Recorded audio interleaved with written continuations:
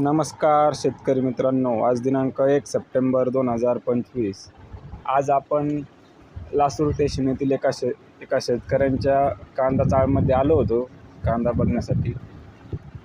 तर तुम्ही बघू शकता कांदा कसा आहे आणि तो ठेवायचा की विकायचा हा शेतकऱ्यांचा प्रश्न आहे. बघू शकता शेतकऱ्यांचा कांदा जो आहे तो थोडा थोडा खराब व्हायला चालू झालेला आहे. आता आपण त्यांना प्रश्न केला तर तुम्हाला कांदा ठेवायचा की विकायचा. त्यावर ते म्हणले की कांदा तर विकू वाटत नाही आहे आणि विकावा तर नाही, विकावा तर कांदा सडतोय, म्हणजे हाताला लागायचे ते पण हाताला लागणार नाही असं त्यांचं मत आहे. बघा शेतकरी, विचार करा आणि निर्णय घ्या. नमस्कार शेतकरी मित्रांनो, आज दिनांक 1 सप्टेंबर 2025.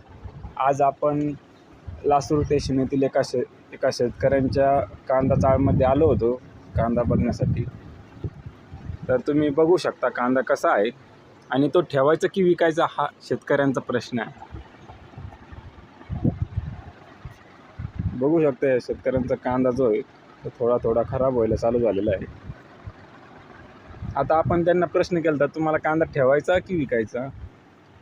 त्यावर ते म्हणले की कांदा तर विकू वाटत नाही आहे आणि विकावा तर नाही, विकावा तर कांदा सडतोय, म्हणजे हाताला लागायचे ते पण हाताला लागणार नाही असं त्यांचं मत आहे.